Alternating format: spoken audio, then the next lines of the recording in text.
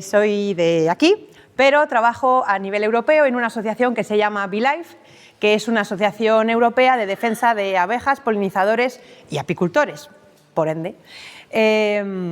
Entonces, bueno, esta asociación es una asociación en la que los miembros son asociaciones apícolas, aunque podría ser también otro tipo de perfiles, ¿vale?, de asociaciones, porque es más una asociación medioambiental, porque bueno, utilizamos las abejas y los apicultores como centinelas del medio ambiente, ¿vale? Entonces, a través de lo que observamos en el terreno, lo que se observa a nivel científico, tratamos de mejorar las políticas europeas que luego se aplican a nivel nacional y regional. Y simplemente para decir, porque bueno, yo soy veterinaria y ecotoxicóloga. Eso quiere decir que trabajo en toxicología medioambiental, ¿vale? Entonces, bueno, mucho de lo que os voy a hablar aquí es de toxicología medioambiental, o sea, plaguicidas, impacto de plaguicidas y cómo, por ejemplo, pues las abejas pueden servirnos como termómetro de la calidad del medio ambiente, ¿vale? Pero bueno, hoy tenía que hablar de las abejas y los apicultores al servicio de la sociedad. Porque, bueno, al fin y al cabo, el trabajo que yo hago es para mejorar las políticas europeas y como las abejas están por todas partes en el medio ambiente digamos, coexistimos con ellas, pues si las abejas van bien, nosotros iremos bien, ¿vale? Entonces, esta es un poco la lógica de todo el trabajo que desarrollamos. De aquí. Me imagino que muchas veces habéis estado, la gente os ha preguntado, bueno, y vosotros, o sea, ¿cómo os vendéis? ¿Cómo os vendéis ante la gente? Somos apicultores, producimos una miel estupenda, producimos polen, no, es que nuestras abejas polinizan un montón, no sé, ¿cómo os consideráis vosotros? ¿Qué rol creéis que vosotros ocupáis para la sociedad? ¿A extinguir? No, hombre, no es un rol a extinguir. Pero me voy a bajar abajo que estoy mejor. Yo creo que estamos ahí en lo que tú estás presentando. Lo que pasa es que no somos conscientes y no lo transmitimos. Porque hacemos abejas que nos dan unos productos y en la medida que podemos metemos esos productos al mercado. Ajá. El tema de la otra parte que es tan importante a nivel de decir cómo contribuimos a la diversidad con el tema de las polinizaciones y demás, pues efectivamente, alguna vez hacemos comentarios un poco en esta línea, es decir, principalmente a los que no somos profesionales, ¿no?, que somos lo que solemos definir como hobbyistas. Decíamos, claro, aquí a veces decir, hay un problema de exceso durante todo el año, cosas que las que vienen de fuera están de mayo a octubre o de junio a octubre. Bueno. Pero son cosas que no esterilizamos ni que yo creo que no las damos el valor que realmente tiene. Bueno, una de las cosas que estoy de acuerdo, ¿vale? Pero una de las cosas que quizá yo traigo al debate es a intentar sacaros un poco de vuestra esquinita, intentar que deis un paso atrás y que veáis el conjunto, ¿vale? Vosotros veis los conflictos que hay entre apicultores, ¿vale? Yo trabajo no solo con apicultores, trabajo con agricultores, con gente que toma decisiones, con políticos, con científicos, con gente de la industria y lo que os puedo decir es que es muy, muy importante dar un paso atrás e intentar ver el conjunto, ¿vale? Yo simplemente os invito a hacer eso y espero que con la presentación que os voy a hacer hoy os invite más a hacer eso. Entonces, hay una cosa, ¿no? O sea, de alguna manera, bueno, nos han dicho, vale, ¿por qué son importantes las abejas? Porque hacen la polinización y es, en realidad, la fecundación del planeta. Súper importante, ¿no? O sea, súper importante, vale. Muy bien. Y eso es lo que ahora se está llevando a cabo, ¿no? La polinización. ¿Por qué hay que proteger las abejas? Porque son polinizadoras. Muy bien, y es verdad, ¿vale? Muy, muy importante. No os voy a contar nada de la polinización porque ya sois súper expertos, pero hay una cosa que es importante recordar y es que, por ejemplo, hay varios estudios a nivel mundiales que muestran la intensificación ecológica. ¿Qué es eso? La intensificación de la producción agrícola se ha producido gracias a utilización de fertilizantes, plaguicidas y selección de variedades, ¿vale? Bueno, pues hay una serie de gente que ha hecho unos estudios que dicen, bueno, en realidad lo que realmente determina el rendimiento productivo de un montón de cultivos, de muchísimos, es la cantidad y variedad de polinizadores que hay en esos cultivos. Entonces, cuanto más haya, más vamos a aumentar el rendimiento agrícola. Y un estudio a nivel mundial ha demostrado que simplemente aumentando la presencia de polinizadores en los cultivos se puede aumentar hasta un 24% el rendimiento productivo. 24%, ¿vale? Claro, aquí hay un equilibrio, entonces es el equilibrio de intensidad o ¿cómo es? Intensificación química o intensificación ecológica. Eso es un poco, y de eso vamos a hablar hoy mucho, claro, al final hay un equilibrio. Si tú intensificas de forma química, quitas toda la parte ecológica, ¿vale? Entonces, de lo que se está tratando ahora, lo que nosotros trabajamos a nivel de la política agraria común, no desde el sector agrícola, no desde el sector apícola, no los programas nacionales apícolas, sino todos los otros programas de los otros sectores productivos, porque nosotros lo que queremos es que todos esos sectores produzcan de una forma que sea compatible con los polinizadores, ¿vale?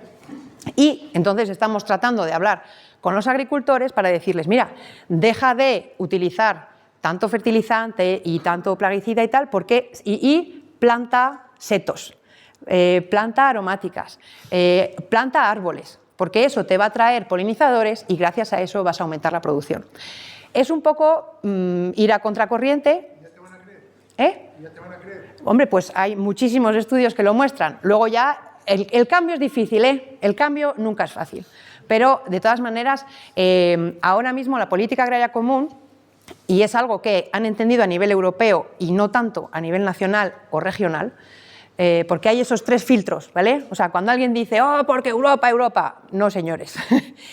España y en nuestro país, que es como un Estado federal, las comunidades autónomas son soberanas, ¿vale? Y lo que pasa aquí no es lo que te dice Europa, es lo que ha dicho Europa, que ha filtrado España y que ha filtrado la Junta de Castilla y León. Y eso es lo que a nosotros nos llega como legislación, ¿vale? O sea, que cuando la gente dice, ¿por qué Europa y tal? No. Europa tiene unas líneas que les valen a todos los países, ¿vale? Y luego cada país filtra de eso lo que le conviene. Y luego en países como el nuestro, ¿vale? Pues además las regiones o las comunidades autónomas filtran lo que les vale, ¿vale? Bueno, entonces, normalmente la PAC, la política agraria común de ahora y con el Pacto Verde, en principio lo que tenía que haber hecho es incentivar a todos aquellos agricultores que producen de forma más sostenible económicamente y ecológicamente, que van muchas veces de la mano, ¿vale? Porque no por utilizar, muchas veces utilizando menos insumos, pues eso, ahorramos dinero y somos más sostenibles y no hay una pérdida de rendimiento. Bueno, entonces vale, muy bien, todos sabemos que nuestras abejas son fantásticas de la muerte para la polinización, pero ¿solo participan en la polinización? Pues yo creo que no. La polinización está altamente conocida, pero claro, gracias a la polinización y gracias a que hay árboles y a que se replantan especies silvestres y a veces también cultivadas, por ejemplo, tenemos madera y gracias a tener madera y tener árboles y tener vegetación bajamos las temperaturas. Y también hacemos secuestro de carbono y limpiamos el aire. Aparte de toda la herencia cultural. O sea, nosotros estamos aquí todos hoy por las abejas. Y nosotros tenemos una herencia adquirida quizá de nuestros mayores. O igual nosotros se lo pasamos a nuestros hijos. Y a nosotros nos encanta formarnos. De hecho, estamos aquí hoy ¿no? Entonces, todo eso forma parte de esto que el puntero, ¿no? Esto que se llaman los servicios ecosistémicos, ¿vale? Es como ahora los políticos deciden si hay que proteger las cosas o si no hay que protegerlas. Entonces, es un sistema, un marco conceptual. Igual hace muchos años os acordáis del conservacionismo, ¿no? Pues la naturaleza había que protegerla, pues porque era la naturaleza, está en el planeta y hay que protegerlo, ¿no? Porque está ahí. Pues ahora, gracias al capitalismo, pues eso no valía, ¿vale? Entonces ahora el marco conceptual que utilizan a nivel político para decir si hay que proteger o no algo es si ese algo nos da a nosotros, ser humano, un servicio, ¿vale?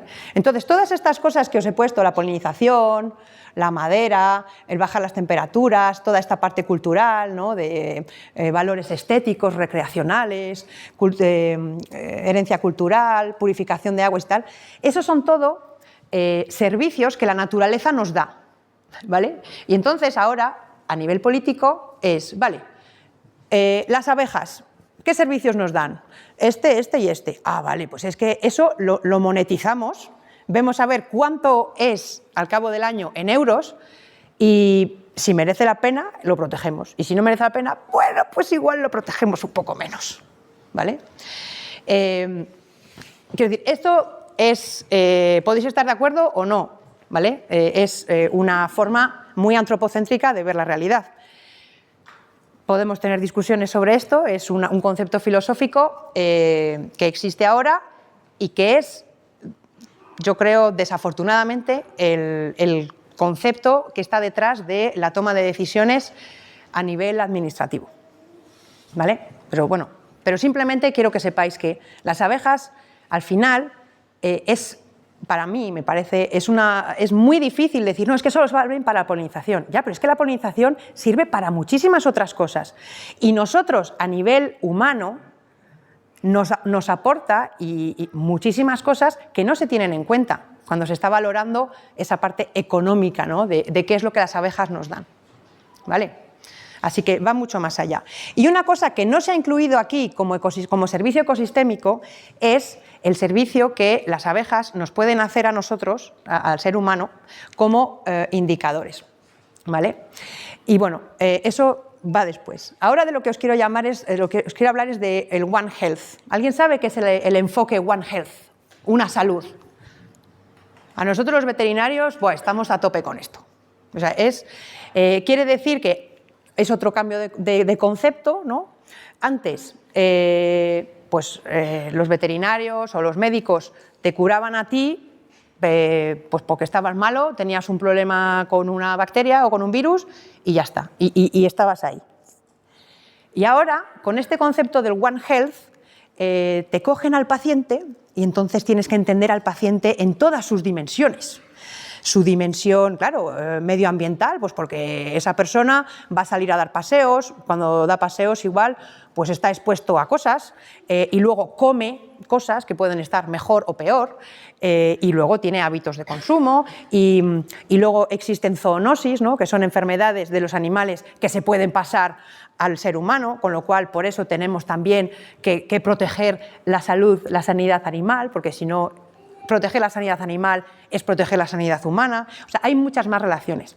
Y en este concepto, la abeja está en el medio, porque es el mejor ejemplo del enfoque del One Health, porque por una parte, gracias a la polinización y todos los servicios que da, es buena, produce buenos productos para nuestra dieta, ¿vale? Para nuestra dieta, y la dieta es lo que nos hace estar saludables. Luego, por otra parte, también produce forrajes y piensos para la dieta de los animales y, bueno, nuestra abeja melífera, al fin y al cabo, es un animal considerado agrícola, aunque, bueno, tiene un pie en el medio ambiente y agrícola, pero bueno, también la sanidad animal también le afecta. Y, bueno, por otra parte, los productos que utilizamos, de productos veterinarios, que utilizamos para mantener la sanidad animal, o los productos biocidas, por ejemplo, que se utilizan para desinsectizar los establos o los camiones, todo eso pueden tener un impacto negativo en las abejas, porque son insecticidas, muchos de ellos, ¿vale?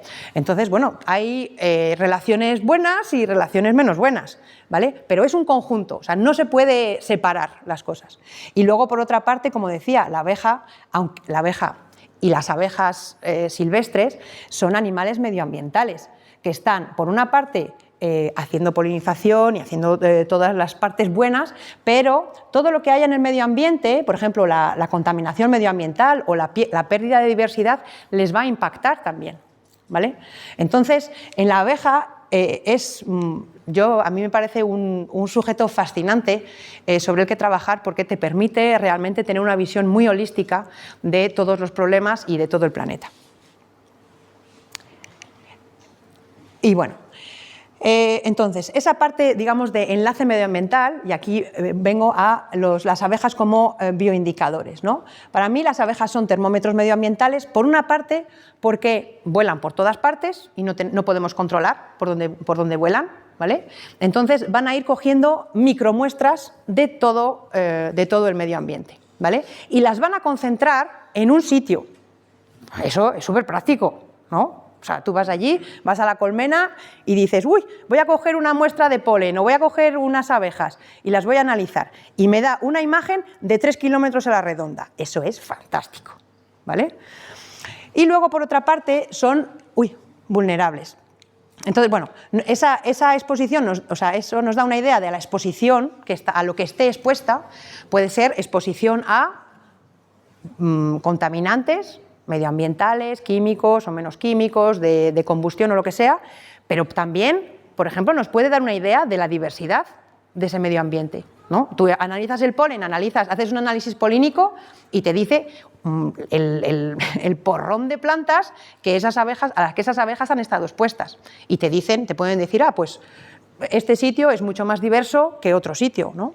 O este sitio, por ejemplo, tiene polen todo el año. Eso quiere decir que hay vegetación disponible todo el año, mientras que en otros sitios a lo mejor solamente en mayo y en agosto. Un ejemplo, ¿vale? Y luego, por otra parte, es la vulnerabilidad. Y de eso os voy a decir un poco mi concepto, y yo espero también convenceros de que debería ser vuestro concepto. Yo creo que cuando uno es apicultor, no nos damos cuenta de la cantidad de información que gestionamos, ¿vale? Y entonces hay muchísimos factores que vienen y que se van a mezclar, y nosotros tenemos que tratar de entender qué es lo que pasa para entender qué le está pasando a esa colmena. Si está enferma o no está enferma, si se desarrolla bien, si no se desarrolla, si ha perdido la reina, si no ha perdido la reina, ¿vale? Hay muchísimos factores que podrían afectar a eso. Entonces, eso nos permite saber, tener un impacto. Si las abejas se nos mueren o si las abejas han perdido la reina, pues ¿qué ha pasado? Pues si yo estaba haciendo lo mismo que toda la vida. O si, por ejemplo, se pierden en una zona, y pues algo te ha tenido que pasar porque no es normal. Entonces, bueno,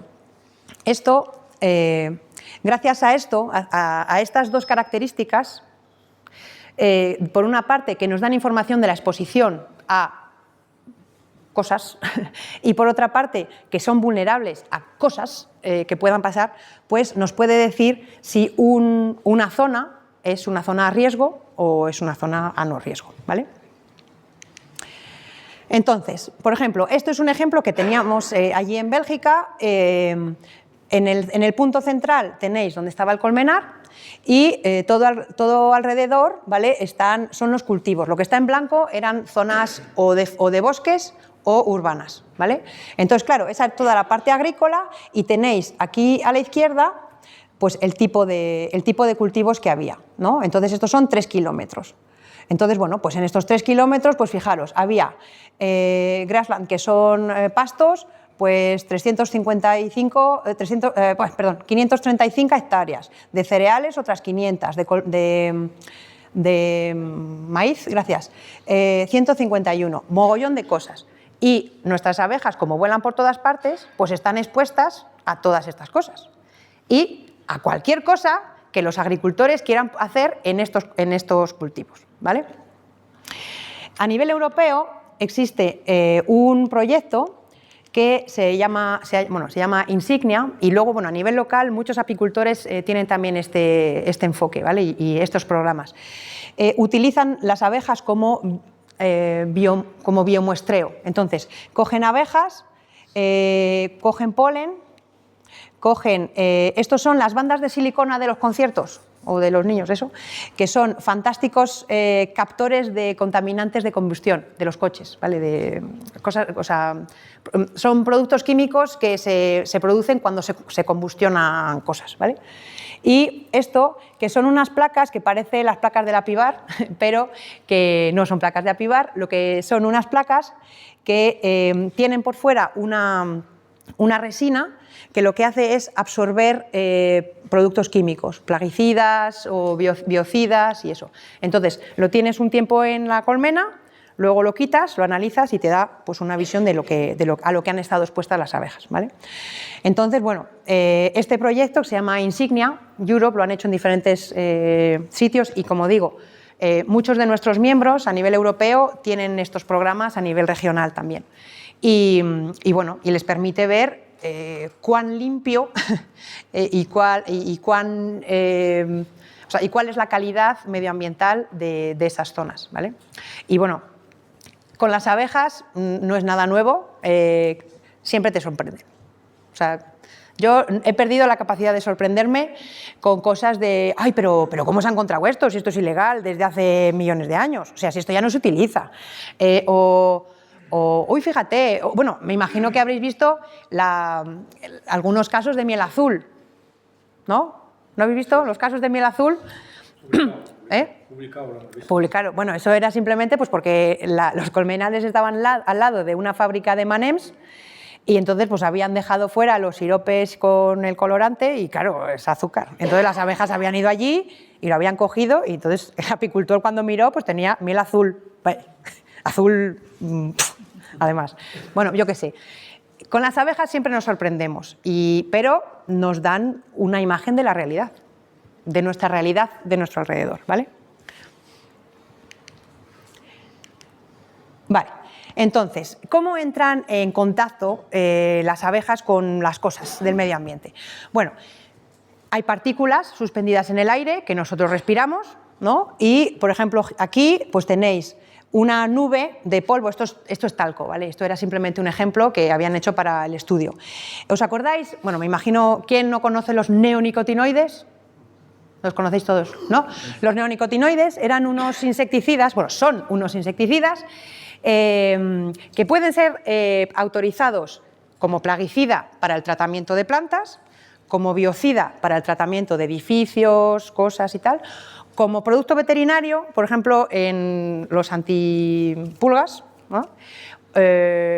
O como fármaco, por ejemplo, para quitarnos los piojos, ¿vale? Entonces, en los años 90 se pusieron en el mercado y, son un bombazo. Son súper eficaces porque actúan a niveles de nanogramo por gramo, o sea, a la nada actúan. Y son sistémicos, con lo cual, pues da igual cómo los apliques, se van a meter dentro de la planta y van a proteger la planta desde dentro, ¿vale? Entonces aquí dijeron, pues vamos a tratar las semillas, entonces no hace falta pulverizar, porque encima son súper persistentes, años, y entonces pues protegemos las semillas, cuando la semilla vaya a germinar, van a absorber, se diluyen, ¿no? Con el agua del suelo, va a absorberlo y va a proteger la planta durante toda su vida. Y no hemos tenido que pulverizar nada. Environmental friendly, súper guay, ¿vale? Entonces, claro, dijeron, esto es un bombazo, y claro, y como era algo que se vendía como algo medioambientalmente favorable, pues claro, tuvo una extensión enorme. ¿Qué pasa? Que al año siguiente de la autorización, pues empezó a haber problemas. Pero problemas en momentos del año que no había flores. Claro, entonces la gente decía, ¿pero qué ha pasado? Y colmenas, o sea, zonas enteras de pérdida de colmenas, o sea, de todo muerto. ¿Y qué pasó? pues que las semillas estaban tratadas, pero no tenían, digamos, un pegamento. Entonces, cuando las utilizaban con tractores neumáticos, de sembradoras neumáticas, pues claro, les metían un golpe de aire y en cada golpe de aire la abrasión soltaba en el medio ambiente, pues eso, una nube, que esto es talco, pero en ese caso eran partículas de insecticida. ¿Vale?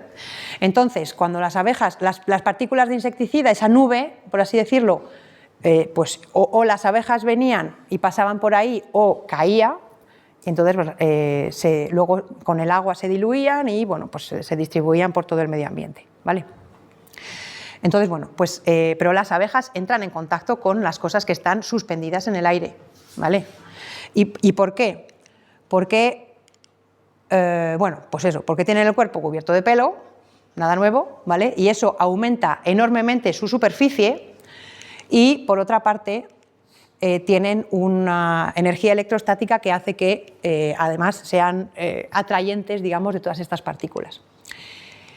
Y aquí simplemente había metido una foto, esto es una foto de un microscopio electrónico, simplemente para que veáis, pues eso, que están, pues eso, llenas de partículas, que pueden ser partículas de polvo, que pueden ser partículas de lo que sea. Estos son, en este caso, son nanopartículas, porque esto era de un estudio de una americana, porque en Estados Unidos estaban autorizando plaguicidas formulados con nanopartículas. Entonces, decían, bueno, con las nanopartículas vamos a poder guiar o vamos a poder controlar a dónde van a ir estos plaguicidas, pues porque eran unas nanopartículas que decían que tenían esta particularidad. Y entonces esta chica lo que hizo es, bueno, vamos a ver si es verdad, y con las abejas, pues miró a ver si las abejas estaban expuestas o no, y efectivamente estaban expuestas. Es decir, estos son cosas que están sólidos, ¿vale? Son partículas que están en el aire volando, ¿vale? Luego, por otra parte, hay otros productos que están diluidos en el medio ambiente, son productos volátiles, ¿vale? Y esos, por supuesto, igual que nosotros podemos respirarlos, las abejas respiran, ¿vale? Entonces las abejas pueden respirarlos también, ¿vale? Bueno, el agua, por supuesto, como sabéis, súper importante, sobre todo en nuestro país. Hay, en la literatura se encuentran datos de lo más variopintos en consumo de agua, lo que es normal, pues porque, claro, no todos los sitios son iguales. Entonces hay en zonas que se consume más agua que otra. El agua es crucial para la termorregulación y la producción de la cría y, bueno, y las abejas, pues como sabéis, si hay agua sucia, o sea, de charquillos y cosas así, pues van a ir más allí pero vamos, van a utilizar el agua que haya. Pero en el medio ambiente hay, pues eso, puede haber agua superficial, como un charco, o puede haber agua que, si sale esto, agua que generan las plantas, que son exudados, se llama la gutación. ¿Vale? Esto es un fenómeno natural que pasa cuando el suelo está muy mojado, tiene mucha agua y arriba empieza a hacer buena temperatura. Entonces, digamos, hay una bomba que la planta tira del agua para arriba y segrega, digamos, estas gotas de gutación que las abejas recogen y que se ha visto también que para los productos, por ejemplo, en este caso de los neonicotinoides, que son productos sistémicos, esta es una forma que las plantas tienen de detoxificarse. Igual que nosotros el sudor, pues eso es una planta, o sea, es fisiología vegetal para que las plantas, digamos, se quiten productos tóxicos de dentro. Y las abejas los pueden coger. Vale. Por supuesto, son herbívoras, entonces van a comer polen, néctar y mielatos y ahí, por ejemplo, hay muchos productos que pueden estar contaminando el néctar, el polen o los mielatos.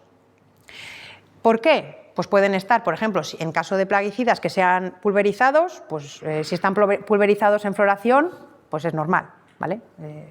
Y por eso, por ejemplo, si tenéis algún amigo que sea agricultor y queréis ser proactivo y eso, yo os recomendaría que habléis con él y que le digáis que si puede, si es que tuviera que hacer una pulverización por lo que sea, porque no ha podido controlar las plagas que tenga o lo que sea, que siempre la haga por la noche. No solamente de insecticidas, también de fungicidas o de herbicidas, ¿vale? Los insecticidas son para matar insectos, los fungicidas son para matar hongos, herbicidas, malas hierbas, ¿vale?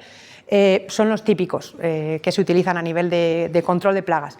Pues que los utilicen siempre por la noche. Normalmente los insecticidas es una práctica normalmente obligatoria para los agricultores, que es pulverizar por la noche, cuando las abejas no están activamente volando. ¿Qué pasa? Que los fungicidas y los herbicidas en principio no son tóxicos para las abejas, en principio, ¿vale? ¿Y qué pasa? Que bueno, pues os van a tratar por el día y vuestras abejas van a ir allí y a lo mejor podría pasar que vuestra miel contiene residuos de mogollón de fungicidas. De hecho, es el mayor problema cuando hay un problema de contaminación de miel. Suele ser más por fungicidas y por herbicidas que por insecticidas. Entonces, no le cuesta nada. El producto va a funcionar mucho mejor si se aplica por la noche, porque hay más humedad. Entonces, cuando hay más humedad, todo se diluye más y se distribuye mejor. Y a vosotros os va a quitar dolores de cabeza, por si acaso vuestros productos estuvieran contaminados con eso que ha utilizado el agricultor, ¿vale? Vale, entonces, bueno, ahora que os he dicho que las abejas son fantásticas por una serie por sus características biológicas para ser micromostreadores del medio ambiente, ahora vemos un poco la parte de la vulnerabilidad, ¿no? ¿Y qué pasa? Que tenemos una lista roja de abejas en Europa que ha demostrado que pues hay el 9%, creo, de abejas, de abejas silvestres que se han extinguido y otras tantas que están en problemas en vías de extinción, ¿vale? Luego, no solamente les pasa a las abejas, les pasa también a otros polinizadores, como por ejemplo las mariposas. Y ahora hay otros estudios que están haciendo con los sírfides, que son estas mosquitas que lo mismo, ¿vale? O sea, en realidad hay un problema de insectos que alguna gente lo ha llamado el insectageddon, o sea, es como que los insectos están desapareciendo. ¿Y por qué eso es un problema? Pues es un problema porque los insectos participan de muchísimas de estos servicios ecosistémicos, pero sobre todo son la base de la cadena alimentaria del planeta. Con lo cual, si no hay insectos, tampoco hay, pues eso, ni va a haber problemas con anfibios, con reptiles, con aves y eso, ¿vale? Y bueno, y eso, si vamos, por ejemplo, lo que hizo mover, o este estudio hizo realmente remover conciencias, y entonces a nivel europeo se empezó a tomar medidas. Y este estudio lo que demostraba es que en 27 años se había perdido más del 27% de la masa de insectos en zonas, o sea, en reservas naturales. O sea, imaginemos si eso pasa en reservas naturales, ¿qué no pasa en zonas, por ejemplo, agrícolas o urbanas? ¿Vale? O sea, más de un 27% de reducción de la masa de... 75. ¿Ese qué he dicho? 75, 27 años. Ah, perdón, bueno, ya lo veis ahí, vale. Pues más de un 75% de pérdida de la biomasa de insectos, ¿vale? O sea que este estudio sobre todo hizo remover conciencias a nivel europeo y entonces la gente se empezó a poner las pilas. Y, por ejemplo, ¿qué es lo que está haciendo? Bueno, me imagino que lo sabéis, este es el COLOS, no sé si participáis en la encuesta COLOS.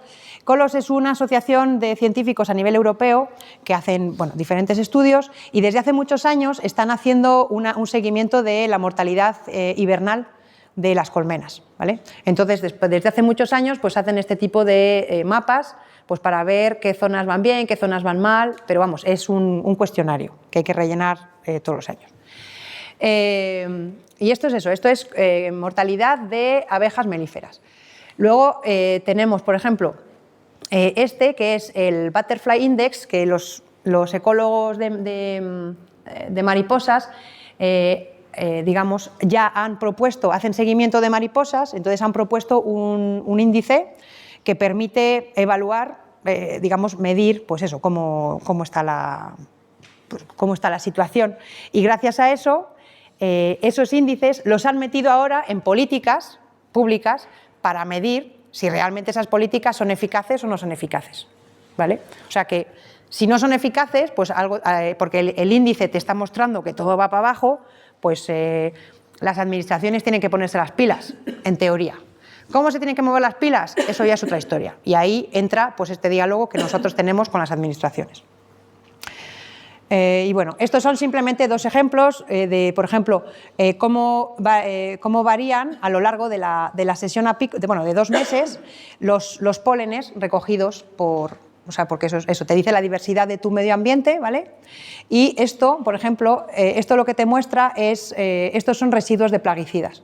Y te muestra en Italia, en el norte de Italia. Y te dice que, por ejemplo, en el mes de junio es el mes en el que las abejas están expuestas en esa zona a más plaguicidas. Pero fijaos que pueden estar expuestos desde marzo hasta septiembre. Y en Bélgica, que yo he hecho estudios de esto, nosotros cogíamos polen en octubre y en octubre encontrábamos también productos, ¿vale? O sea que dices, ¿habrá momentos del año en el que estemos mejor? Depende de la zona. Bueno. Ahí me surge a mí la duda de si vemos en esa zona, ¿no? En esos meses cuando más plaguicidas hay, pero también es cuando la abeja más actividad tiene.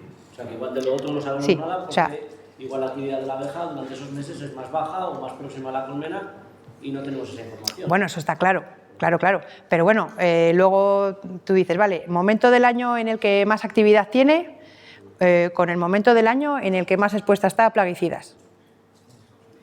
¿Uno y uno? ¿Vale? Y luego, quiero decir, esa es la situación, ese es el contexto biológico y contexto medioambiental.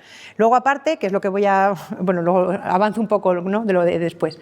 Aparte, si por ejemplo vienen momentos del año en el que andan fuertes de varroa, pues otra. Y luego, a lo mejor vienen momentos del año en el que de repente va a hacer muchísimo calor, no va a haber agua y les van a tener que estar ahí. O sea, quiero decir, todo eso es lo que vosotros ya estáis gestionando, ¿vale? O sea, vosotros ya gestionáis esto. Y esta es vuestra realidad. Bueno, y la mía también, que yo también soy apicultora. Pero bueno, quiero decir, que esto es nuestro día a día, ¿vale? Y bueno. Entonces...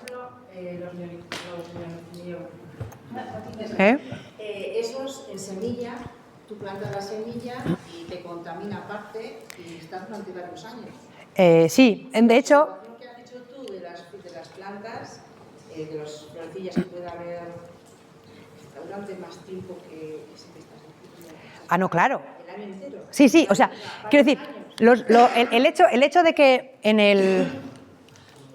no sé, bueno... El hecho en el que en los gráficos esos no haya datos para los otros meses no quiere decir que los plaguicidas no estén ahí, quiere decir que no había muestras cogidas en los otros meses. ¿Vale? Sí. Plantas un año y plantas al siguiente, con la semilla ya, que tiene ya neonicotinoide. Sí, o sea, de hecho hay estudios que han demostrado que si plantas un año, los residuos de eso que has plantado ese año se pueden encontrar hasta 2 años más tarde en el suelo. Con lo cual, las plantas que has ido plantando sucesivas en la misma parcela han chupado de ahí. Y los ríos que están no, claro. al lado de esa finca... Sí, o sea, los neonicotinoides, inciso, los neonicotinoides eran unos productos, perdón, me voy para aquí porque... son unos productos que se pusieron en el mercado con muchísima esperanza. ¿Por qué eso? Porque eran súper eficaces, tóxicos, persistentes en el medio ambiente, con lo cual protegían durante mucho tiempo, solubles en el agua, con lo cual eran muy móviles, con lo cual tenían una buena eficacia, o sea, aseguraban la eficacia y eran sistémicos, ¿no? Con lo cual, pues daba igual cómo los aplicaras, que te iban a hacer el efecto, ¿vale? ¿Qué pasa? Que si tú pones esas características y las pones desde otro lado de, vale, muy bien, y ahora esto, ¿cómo se va a movilizar esto en el medio ambiente?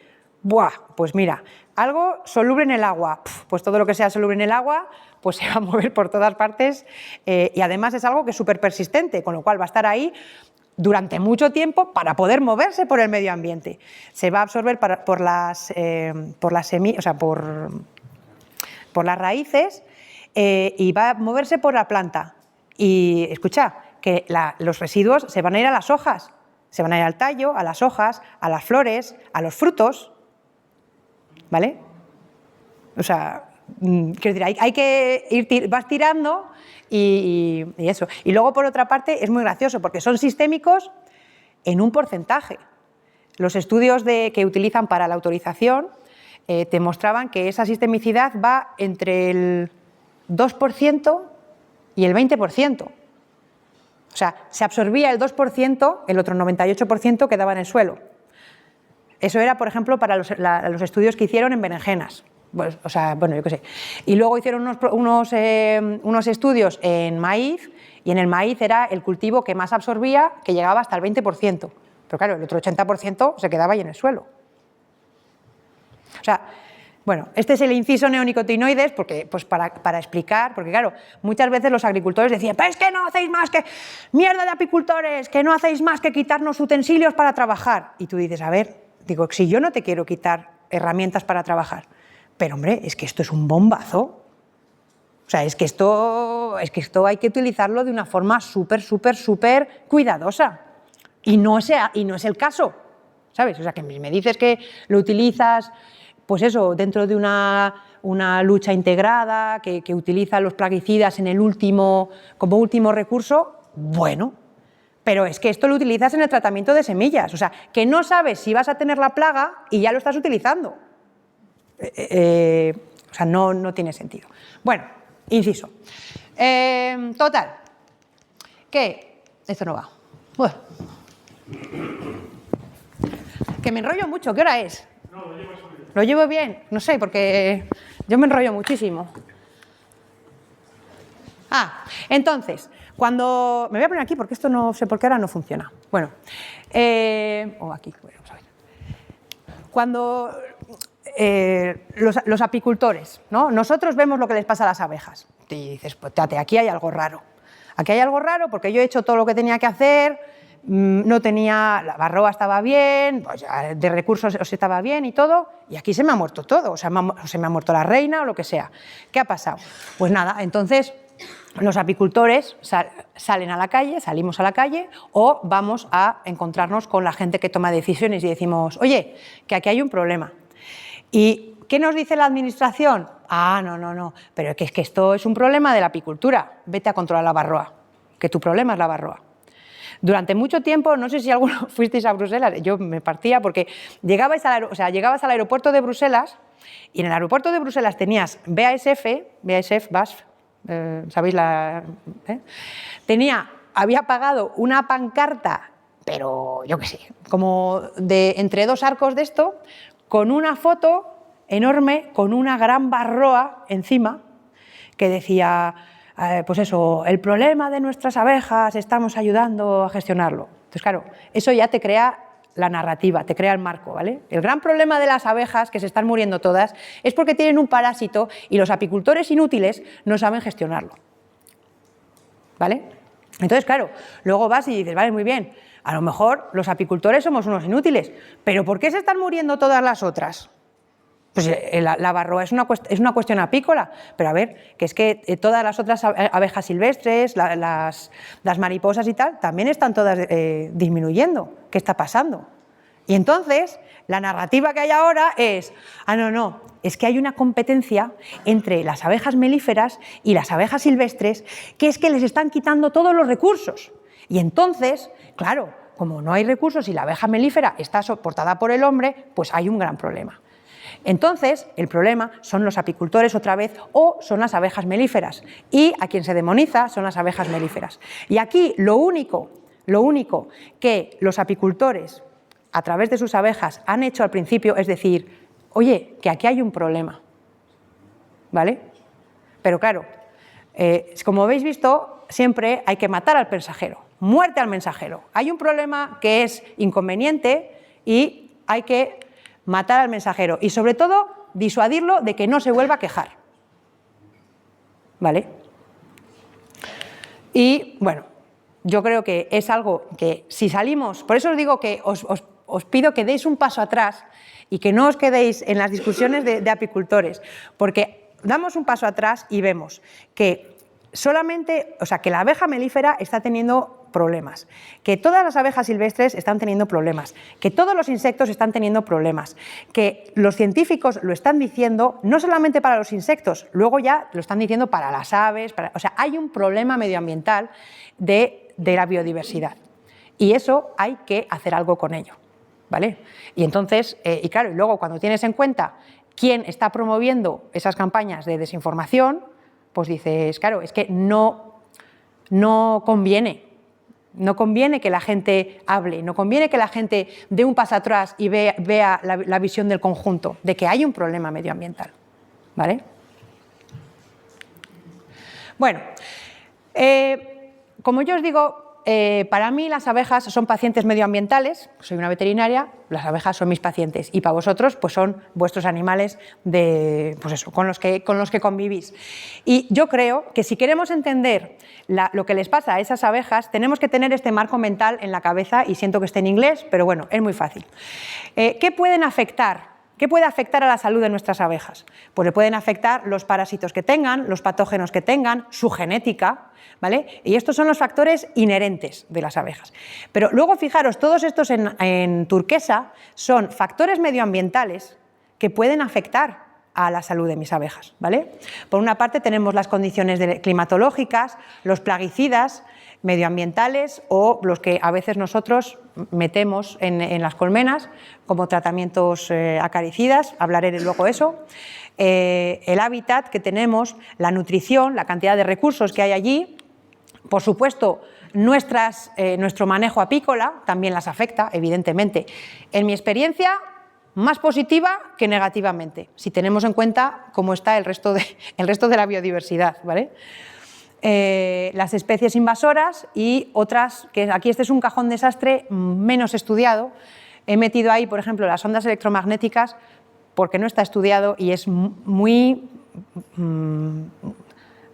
controvertido, pero simplemente porque no hay datos. Entonces hay gente que muestra todo y hay otra gente que no muestra nada, ¿vale? Entonces simplemente son campos poco estudiados. Entonces, quiero decir, la pérdida de hábitats y el cambio climático, bueno, pues es que eso es evidente. Cuanto más urbanización hay, menos espacio para la naturaleza, pues peor van a ir. Salvo que a nivel urbano se creen toda una serie de recursos y de sitios para donde las abejas puedan vivir. En otros países lo hacen más. En España tenemos este concepto un poco barbárico, no sé, que el campo es el campo y la ciudad es la ciudad. Y entonces toda naturaleza tiene que salir de la ciudad. En otros sitios de Europa es diferente, de hecho totalmente al revés. Se está trayendo la naturaleza a las ciudades, ¿vale? Por supuesto el cambio climático que está afectando todas las floraciones, la disponibilidad de agua, etcétera, y las interacciones con otros seres vivos, pues todo lo que son especies invasoras. Plaguicidas y contaminación, bueno, ya hemos hablado bastante de ello, y luego, por supuesto, otras enfermedades y plagas. Entonces, bueno, simplemente que hay diferentes... Bueno, da igual. ¿Qué obtienen las abejas de nuestro medio ambiente? Aire para respirar, igual que nosotros, agua, comida y hábitat. ¿Y qué es necesario que haya en el medio ambiente de todo esto? Tiene que haber calidad y cantidad. En Castilla y León suele haber de las dos porque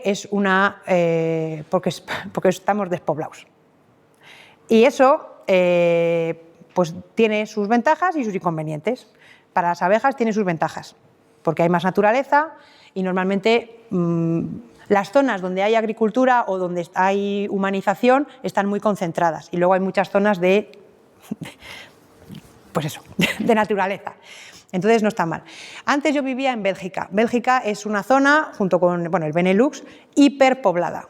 Allí estamos todos viviendo unos encima de los otros, los agricultores están metidos entre las casas, entonces está todo como mucho más mezclado. El terreno que hay tiene que optimizarse al máximo, con lo cual, pues eso, te puedes encontrar hectáreas en las que hay un árbol y un montón de, como mucho hay jardines y cultivos, ¿vale? Cultivos agrícolas principalmente. Entonces, claro, ahí es más un problema. Ahí, por ejemplo, teníamos un problema de cantidad, porque no había recursos naturales, y de calidad, pues porque los que había pues, estaban un poco contaminados, ¿vale? Entonces, bueno. Vale, no quiero meter miedo. Yo hablo mucho de plaguicidas, pues porque son quizás los que más impactan, pero estamos todos expuestos a otros contaminantes. Como digo, no quiero meter miedo, simplemente es una realidad. Estamos expuestos, pues eso, a toda la actividad automóvil, y aquí hay muchos hidrocarburos de combustible. Actividad industrial, lo mismo, nuclear, aquí también, y agrícola. Y bueno, nosotros a nivel de trabajo nos centramos solamente con estos porque entendemos que, como estos otros tienen un impacto mayor sobre el ser humano ya ha puesto controles para ello. ¿Vale? Pero vamos, que a lo mejor nos metemos a estudiar eso y empezamos a tirar del hilo y a lo mejor habría mucho que mejorar, pero no nos da la vida para todo.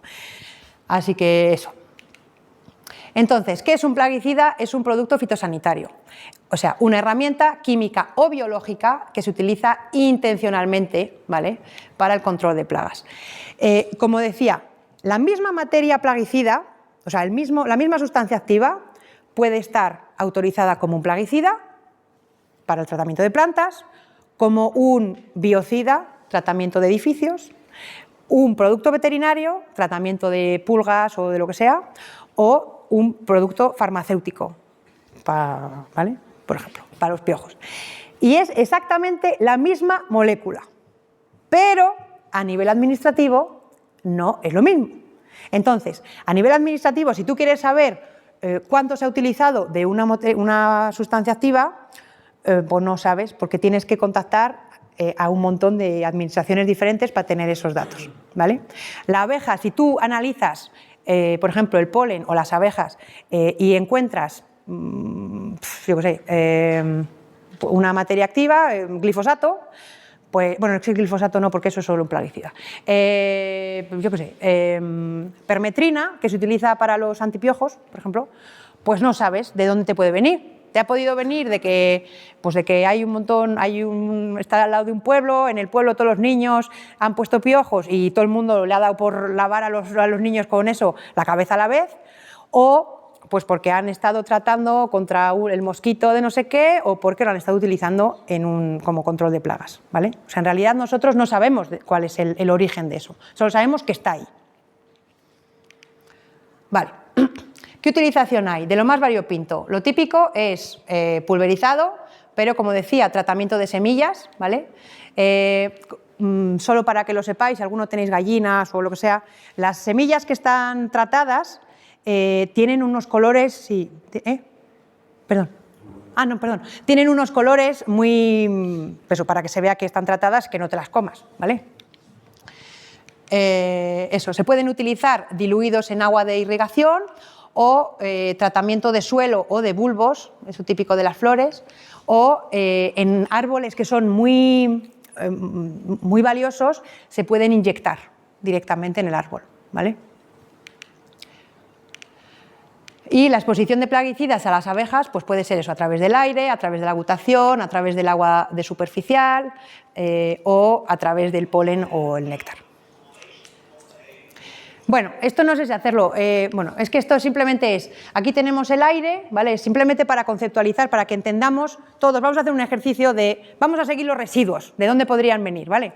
Tenemos una pulverización que viene en el aire y que cae sobre las plantas, este es el cultivo, y debajo de las plantas hay un pond,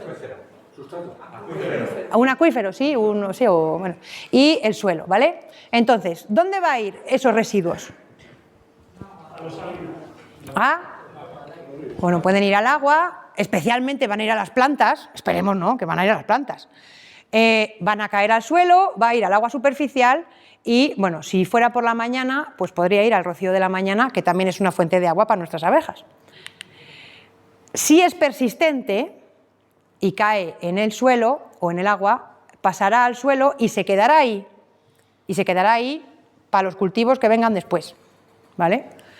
O se quedará ahí, por ejemplo, y se lixiviará al agua profunda, ¿vale? Al agua subterránea. Y si las plantas, que son cultivadas o silvestres, pues a las abejas se lo expondrán en el polen, néctar, mielatos o de exudados, ¿vale? Fácil, vale.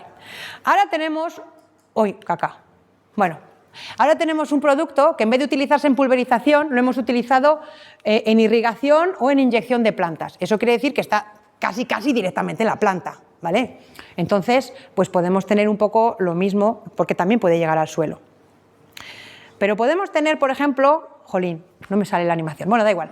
Podemos tener un tratamiento directamente en el suelo. En el suelo hay un montón de tratamientos. Se puede hacer el tratamiento de semillas, se puede hacer una irrigación del suelo, se puede poner un tratamiento del suelo con granillos, como con gránulos, ¿vale? Y se ponen directamente en el suelo.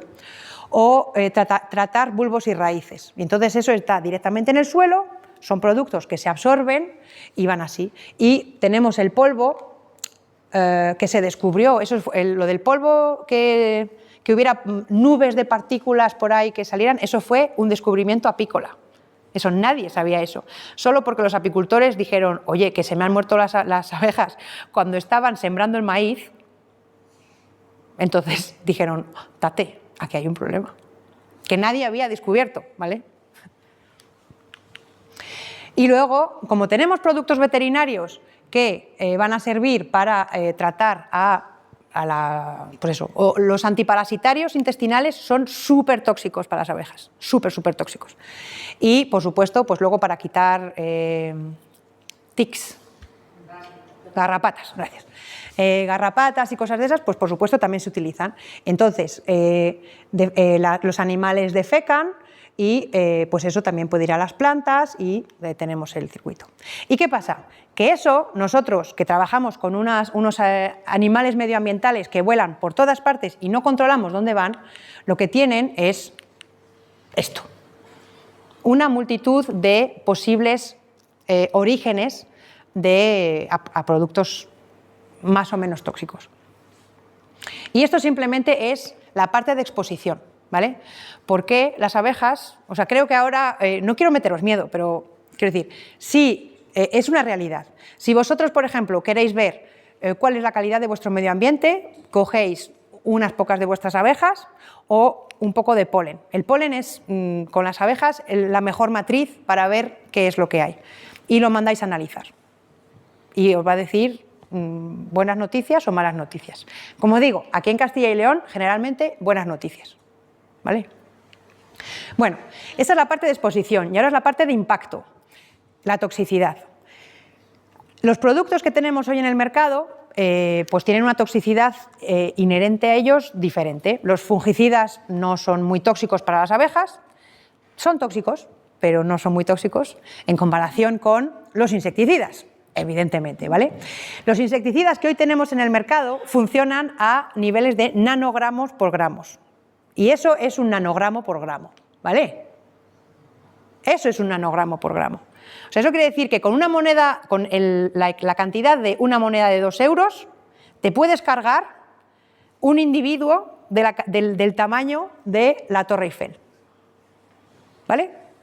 O sea, ese es el nivel de toxicidad que estamos teniendo hoy en día en los insecticidas, ¿vale? Entonces, bueno, un poco de toxicología. Estos productos que para nosotros, los mamíferos, bueno, son tóxicos, pero tampoco lo son tanto, ¿vale? A las abejas, pues eso, están en los niveles, pues fijaos, de pues 1000 veces o 100.000 veces más bajos. Entonces, ¿qué?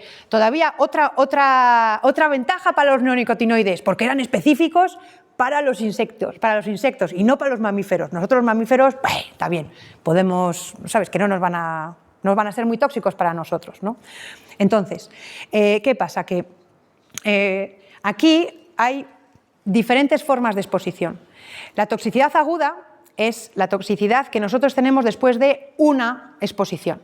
Yo ahora mismo me cojo 3 botellas de whisky, me las tomo así, chun, chun, chun, y me voy a caer aquí redonda.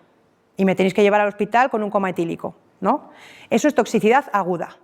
Estoy expuesta a un tóxico que tiene una toxicidad inherente, pues que solo después de una exposición me va a dejar KO, me va a matar, ¿vale? Exposición aguda.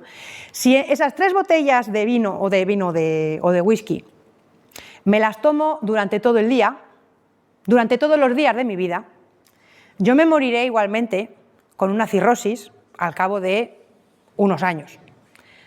Pero lo que me habrá matado es una exposición crónica, ¿vale? Es una exposición a largo plazo.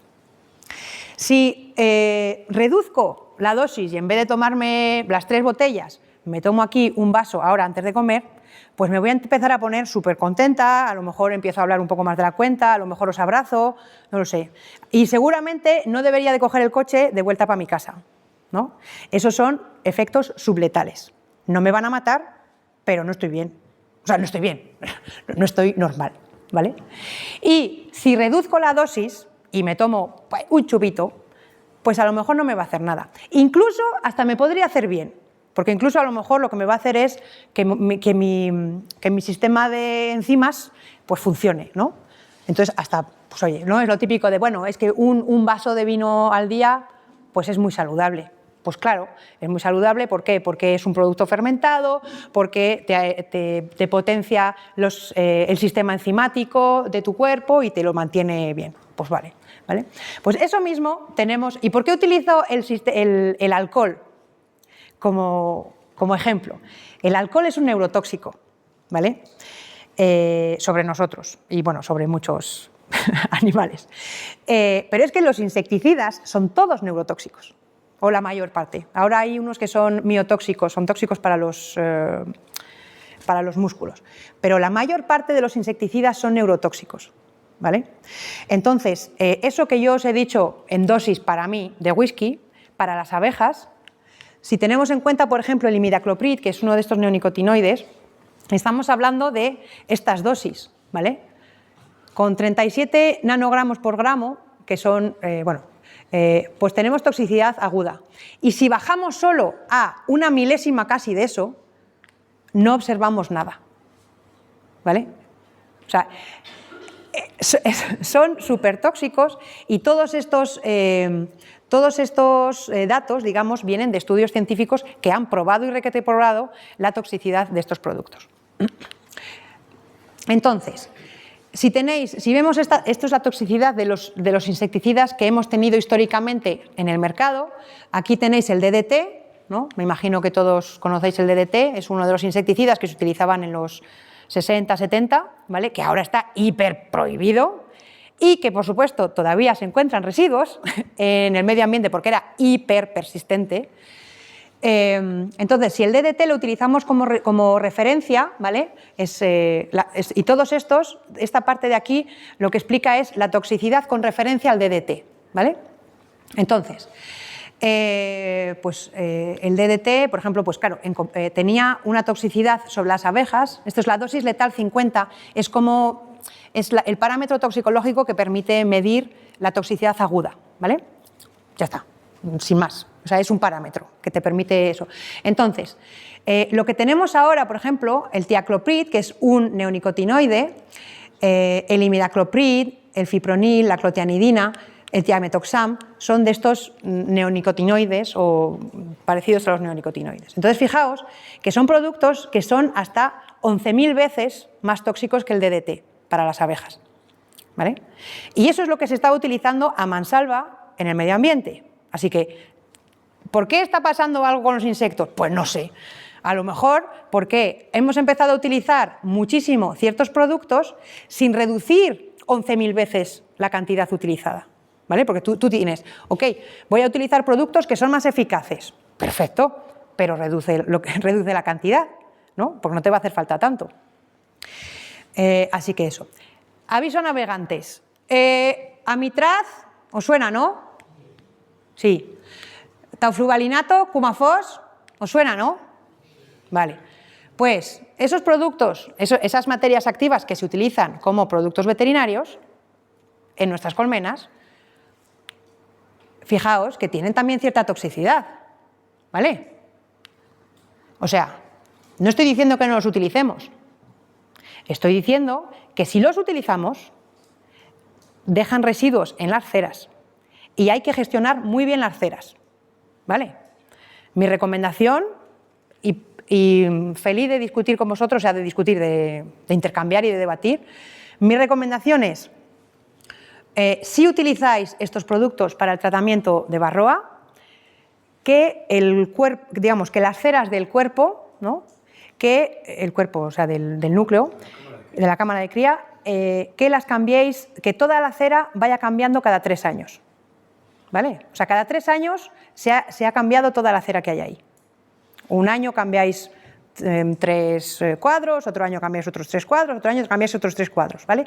Es ir diluyendo los posibles residuos que puedan quedar ahí, ¿vale? Para evitar problemas. Es preventivo total, ¿vale? Bueno, entonces, a nivel científico, ¿qué se ha descrito? Bueno, por supuesto, toxicidad aguda, toxicidad retardada. Esto es algo como un poco contraintuitivo. De hecho, con los neonicotinoides eran muy problemáticos y han sido muy, muy debatidos porque tenían cosas que eran un poco contraintuitivas. Por una parte, tenían la toxicidad retardada, quiere decir que estás expuesto en marzo y a lo mejor la colmena se te moría en agosto. Y tú dices, pero ¿y por qué se me ha muerto? Si todo ha ido bien, y he cogido miel en primavera, incluso he cogido miel en verano, ¿pero qué le ha pasado? Pues porque se ha demostrado que había un efecto retardado de algunos de estos productos. Y sobre todo es muy, muy interesante. La relación dosis-efecto atípica. Normalmente, siempre sabemos, ¿no?, que el tóxico, ¿cómo es eso? La dosis hace el daño, ¿no? El veneno, gracias. Bueno, si estamos expuestos a algo, cuanto más estemos expuestos, peor, ¿no? Pues no. Con algunas de estas sustancias, la exposición a dosis súper diluidas crean exactamente el mismo efecto tóxico que a enfermedades, que a concentraciones muy elevadas, ¿vale? Y tú dices, ¿pero esto no tiene lógica? Pues no tiene lógica, pero es así. ¿Y por qué se ha descrito eso? Hay una explicación biológica de eso, y es porque según cada tóxico, o sea, cada tóxico tiene su perfil, ¿vale? Entonces, hay algunos perfiles, o sea, hay algunos tóxicos que a dosis muy diluidas pasan desapercibidos por nuestro cuerpo y tienen una afinidad muy fuerte por nuestros receptores, en este caso receptores neuronales, porque son neurotóxicos, ¿vale? Entonces van allí directamente y van a unirse a esos receptores, los bloquean y hacen el efecto tóxico, sin que nuestro cuerpo se haya dado cuenta de que había que detoxificar, ¿vale? Entonces han hecho el efecto. ¿Qué pasa? Que a medida que aumentamos las concentraciones, el cuerpo dice, tate, aquí hay un tóxico, tengo que detoxificar. Entonces el efecto tóxico se reduce. Y claro, llega un momento que a medida que aumentamos las concentraciones, la capacidad detoxificadora de nuestro cuerpo llega a su límite. Y entonces, pues ahí volvemos a ver el efecto otra vez, ¿vale? Digo, eso, si alguno para los curiosos, se llama el efecto de hormesis. Es un efecto que nosotros a los toxicólogos nos tiene un poco locos, pero bueno, existe y pasa con algunas sustancias, no con todas. Y bueno, y luego lo que habíamos hablado de los efectos subletales, la ciencia la verdad que ha descrito muchísimos. Hay alteraciones comportamentales, por ejemplo, de pérdida de aprendizaje, de pérdida de memoria, de respuesta a estímulos, ¿no? Hay morfológicas, por ejemplo, las glándulas hipofaríngeas están menos, cuando las abejas están expuestas a estos productos se desarrollan menos, con lo cual producen menos jalea real y menos cosas. Alteraciones fisiológicas, por ejemplo, problemas de metabolismo y ritmo respiratorio, porque son neurotóxicos, ¿vale? Y eso. Alteraciones de la reproducción que se han descrito, estaban muy descritas para los zánganos, para las reinas, y últimamente se han descrito también para los zánganos, ¿vale? Y entonces, y hay, por ejemplo, en el INRA en Aviñón, en Francia, hay un grupo que se han especializado en reprotoxicidad de zánganos y hacen unas cosas muy chulas. Luego, por supuesto, bueno, problemas de actividad, de locomoción, retorno a la colmena, pues eso. Y lo más interesante son las interacciones que tienen con otros factores. Y aquí vuelvo, en esta idea, en este concepto, ¿no? Las interacciones que se han probado, por ejemplo, ya son interacciones de virus / plaguicidas. Plaguicidas, perdón, está en inglés. Eso ya se ha probado. O virus y varroa, eso ya se sabía hace mucho tiempo. Virus y plaguicidas, también, está súper probado. Luego, virus, plaguicidas y plaguicidas entre ellos, porque hay plaguicidas que tienen efecto sinérgico. Por ejemplo, la mezcla de insecticida y fungicida, ciertos fungicidas, es un bombazo para las abejas. Aumenta, yo no sé en cuánto, pero la toxicidad del insecticida, pero muchísimo. Y con la genética y la nutrición. O sea, de todo eso hay estudios ya, ¿vale? Y nosotros, cuando gestionamos nuestras colmenas, pues lo tenemos todo ahí. Entonces, en nuestra mano está en ir reduciendo. Si ha habido un problema con las colmenas, pues tienes que ir quitando factores. A ver, ¿qué ha podido ser? No, esto estaba bien, no, esto estaba bien, no, esto estaba bien. Pues ha podido ser esto. Pero vamos, no sé, la apicultura es maravilloso, es apasionante y es un poco frustrante. Pero bueno, yo creo que eso lo compartimos todos y somos todos sufridores aquí en esta sala. Y eso. Y luego, y quiero recordar, porque al fin y al cabo somos todos apicultores, que atención al medio ambiente, pero por favor, atención a lo que metemos en las colmenas. ¿Vale? O sea, lo recuerdo porque, bueno. Entonces, conclusión. Creo que ahora espero haberos hecho dar un paso atrás y ver un poco una visión. Por todo esto, que es una realidad, que es nuestra realidad, nosotros a nivel europeo trabajamos para reducir la utilización de plaguicidas, para reducir, plaguicidas, biocidas, productos veterinarios y transgénicos. ¿Por qué los transgénicos? Porque los transgénicos pueden ser una solución, la gente lo vende como una solución a los plaguicidas. Desafortunadamente, puede ser, yo no digo que no, ¿vale? Puede ser. Desafortunadamente, los transgénicos que ahora hay en el mercado y los que están en vías de desarrollo, lo que tratan es de hacer una utilización mayor de plaguicidas, ¿vale? Porque, por ejemplo, están haciendo plantas resistentes a herbicidas, lo cual eso lleva a que se utilizan muchos más herbicidas. Es un poco contrasentido, ¿no? Pero bueno.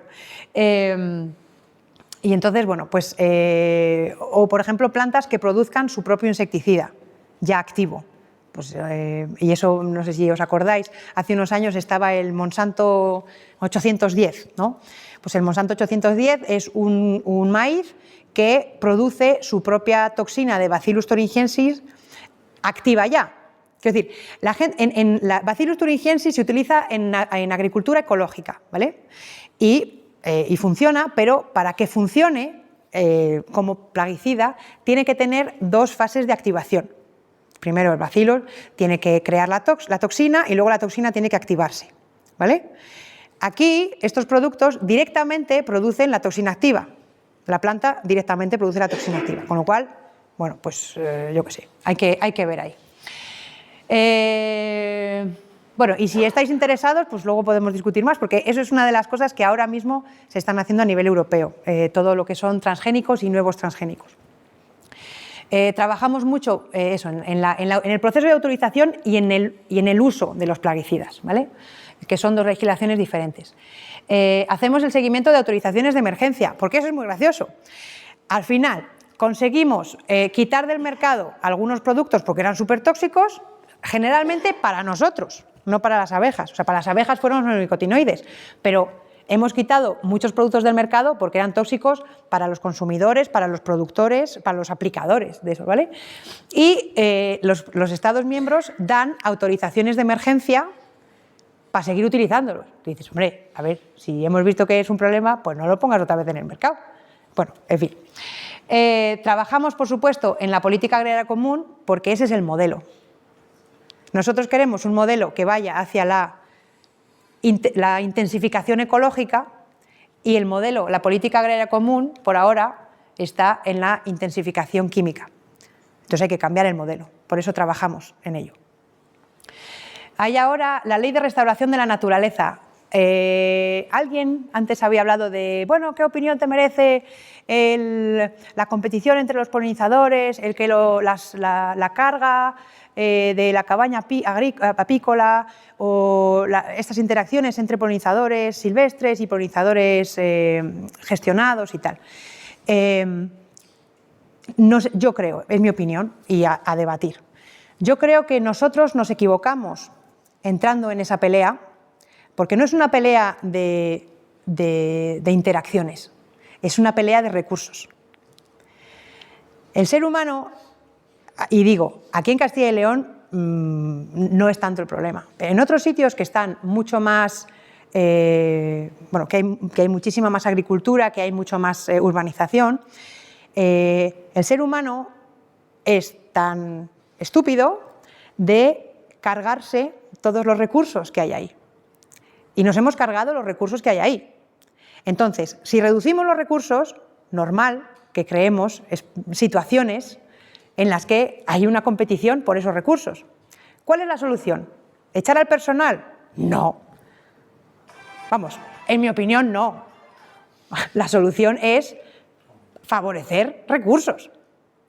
Vamos, me parece lógico. Y sobre todo que tenemos los recursos para hacerlo. Es decir, tenemos los recursos y las políticas y eso para hacerlo. Y nosotros, por ejemplo, pues eso, a nivel europeo es lo que estamos intentando favorecer. Nos peleamos mucho por tener acceso a datos medioambientales, pues porque, claro, hay muchísimos datos que se recogen que serían para los apicultores realmente oro para entender qué es lo que pasa en las colmenas.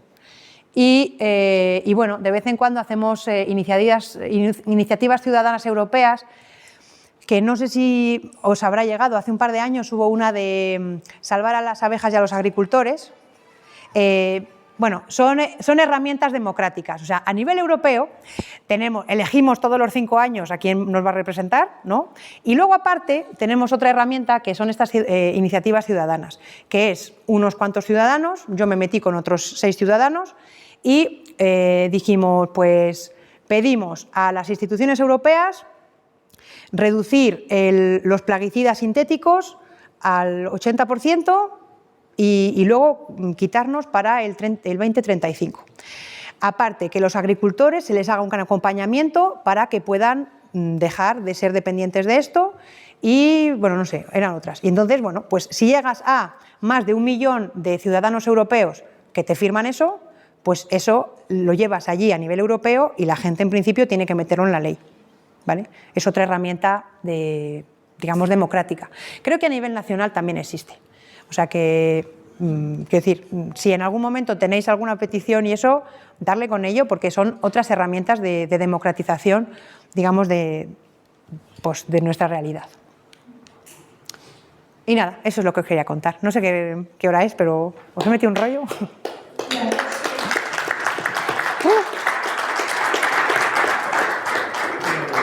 Sí.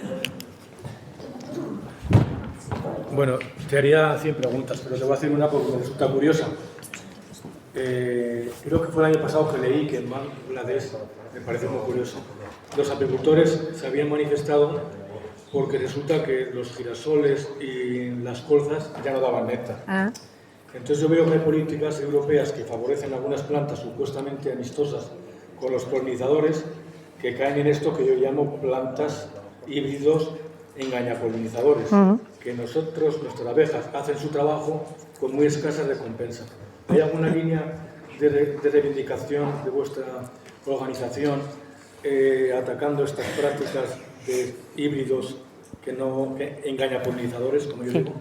Sí, nosotros los llamamos las plantas fantasma. Sí, de hecho hemos hecho eso depende de la legislación semillas y toda la selección de variedad de semillas, y nosotros lo que hicimos fue intentar, porque luego, o sea, tú intentas y propones y luego la gente te lo coge o te lo compra o no te lo compra. Nosotros lo que intentamos fue meter en la legislación europea que, aparte de las... o sea, ahora mismo las semillas tienen que estar descritas por su germinabilidad. Espera, ¿cómo era? Bueno, da igual. Hay, digamos, tres características que tienen que estar, que todas las semillas tienen que estar descritas. O sea, que tienen que describir a todas las semillas. Y entonces hay un catálogo de semillas a nivel europeo, y entonces todas las variedades tienen esas tres características bien definidas, ¿vale? Entonces nosotros lo que intentamos meter en la legislación fue que para las variedades productoras de néctar y de polen, y que se aprovechan de néctar, y que los polinizadores aprovechan néctar y polen, que se metieran, además de esas tres variedades, o sea, esas tres características, la producción de polen, la producción de néctar y la duración de la floración. Perdón, tenemos hora en el restaurante y nos tenemos que ir, ¿eh? Y eso, vale, o sea que sí, también trabajamos en eso, es algo que sabemos, pero bueno, hace falta un poco más de trabajo. Bueno, pues está muy bien. Toma, espera, que te doy que...